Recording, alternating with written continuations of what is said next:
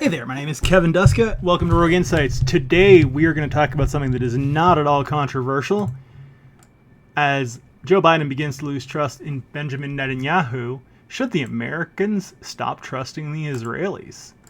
This is a contentious topic. If I was monetized, which I don't really care about, this video would be demonetized. If you ask any creator on YouTube posting content about Israel, especially negative content, tends to get you quickly demonetized. But we're going to take a look today at this scoop from Barak Ravid at Axios, who notes that the White House is losing trust in the government of Israel as the Middle East spirals. This is basically premised on the notion of this breakdown of trust, I should say, that the Biden administration sees the recent actions that Israel has taken, notably its strikes, its amplification of strikes and its ground operations in Lebanon, as particularly harsh and perhaps over the top in terms of their potential to provoke a regional war. With a lot of these having been taken without prior U.S. consultation because the Israelis fear that the U.S. is leaking this information, the leaders in Washington are not very happy that Netanyahu is making these independent decisions without consulting Washington. America is Israel's largest donor. Israel is America's main proxy in the Middle East, right? It's a mutually symbiotic and mutually beneficial relationship, but the situation that's occurring now is very similar to 2015 under Obama, when, because of Netanyahu's opposition to the nuclear deal with Iran, which he lobbied Congress against furiously, trust broke down between the two countries. But we have to understand that this is not occurring in a vacuum. And I forgot to pull one of the pictures I wanted to pull up here. Benjamin Netanyahu, before the October 7th attack of last year, was facing significant domestic criticism for abuses of power and for ostensibly, how could we put this, corrupt activities. Let's just put it any other way. He was undergoing 3 major corruption cases. The first is case 1000. I'm going to see if I can pull up some pictures. This was basically involving accusations that Netanyahu had received over $200,000 in luxury gifts like cigars, champagne, and jewelry from billionaires like Arnon Milken and James Packer in exchange for political favors. Okay, well, here we got a little bit of an overview of it here. We're seeing some nice bottles of champagne, some fancy cigars, police investigations of it, heavily covered over in the Israeli media. But Netanyahu doesn't just have one case, he has 3. In case 2000, Netanyahu is basically accused of having colluded with the publisher of Yediot Aharonot, one of the most, actually I think it is the most widely read newspaper in Israel, to basically get favorable press coverage in return for weakening the rival of that paper, Israel Hayom, which is owned by a pro-Netanyahu billionaire. So in other words, more political favors for a quid pro quo. And in case 4000, the Bezeq affair, which is arguably the most serious of these, Netanyahu is accused that when he was communication minister, that he granted benefits worth hundreds of millions of dollars to the telecom provider Bezeq, and in exchange, the website Voila provided him with favorable coverage during all the election campaigns that he has undertaken over the years. Now, if we look at this, Case 4000 is widely viewed as the most dangerous for Netanyahu because over 300 witnesses were called to testify in the ongoing trial, which has been put on halt because of October 7th. And many former Netanyahu confidants have basically exposed that he's engaged in a systematic effort to manipulate public opinion by any means necessary, and he's willing to trade government favors for positive media portrayals. What is Netanyahu's answer to this? And again, this doesn't involve foreign brokers or foreign interference. This is purely domestic. That these were innocent gestures of friendship, and that his media relationships with media outlets have been twisted by basically haters, by the news. In 2024, right now, the trial is continuing, and Netanyahu was still appearing in court while serving as prime minister, which is a very, very rare situation. From a domestic political point of view, and before October 7th, Netanyahu's legal troubles ignited basically what were the most significant political protests in decades.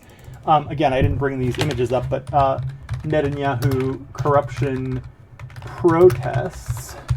Basically, hundreds of thousands of Israelis taking to the streets in Tel Aviv and Jerusalem to basically say, Bibi, you gotta go. Bibi, you're corrupt. We know this cool sign here, Bibi is Caesar. It's like, get out of the way, right? But that ain't it. That ain't it. Netanyahu, at the time when this was occurring, was also pushing for these brand new judicial reforms that would have weakened the judiciary by allowing the Knesset, Israel's parliament, to override any ruling of the Supreme Court by a single majority vote, essentially eliminating any mere concept of checks and balances in Israeli politics. And, this was met with warnings by the Israeli Attorney General and other stakeholders and a massive public backlash.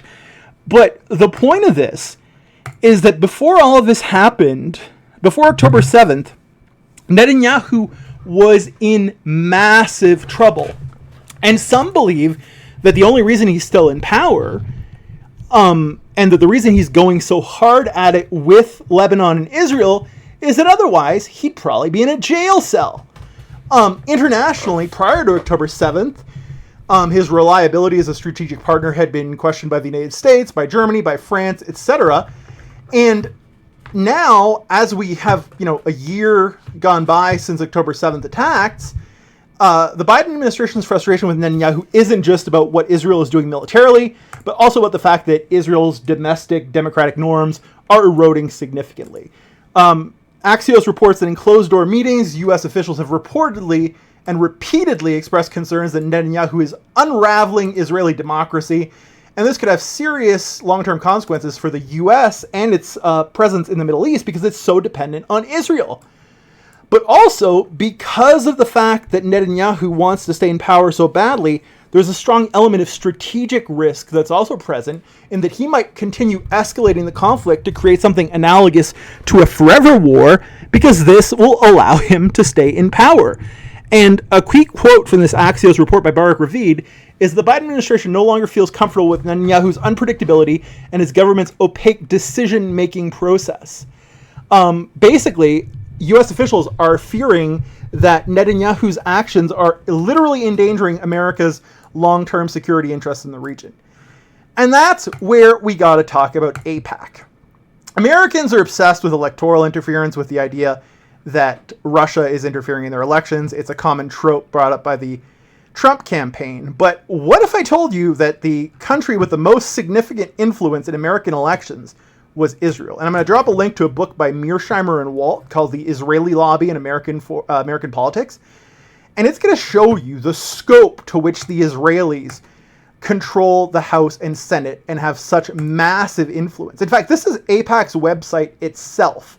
And if we scroll down to its contributions here, it donated 17.5 million PAC contributions in 2022. That's greater than Emily's List, Jace, and J Street combined, the Club for Growth, the League of Conservative Voters, and Citizen United, Justice Democrats, etc. AIPAC lobbyists heavily fund both Democratic and Republican candidates that are willing to support Israel. If we look at lifetime quantities of money received, Robert Menendez, who is on trial for corruption, who was convicted, has received $2.5 million in assistance from Israel, from AIPAC.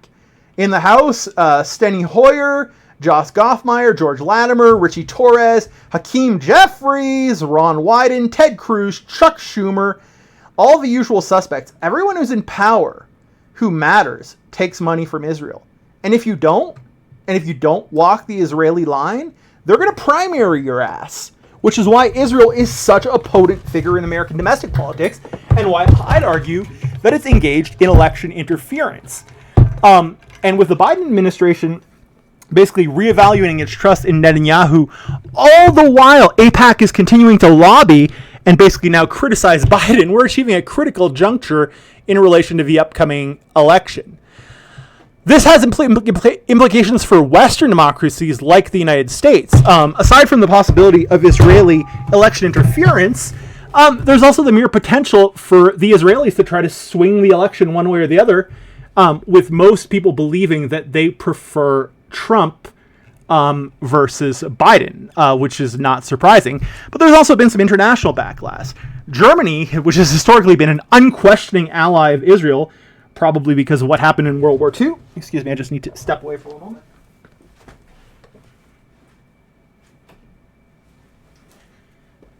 Has recently questioned the degree of aid which it provides to Israel, and has basically said that these judicial reforms would basically make Israel's checks and balances null and void. In 2023, the EU Parliament voted many times on whether trade agreements with Israel needed to be contingent upon improvements with regards to its human rights and democratic governance. In a recent poll, 58% of Europeans suggested that ties should be reduced or cut with Israel unless it changes its policies regarding Palestine and its settlements. So we have a serious degradation of trust in Israel that many would argue is deserved, that's taking place in the United States and across Europe alike.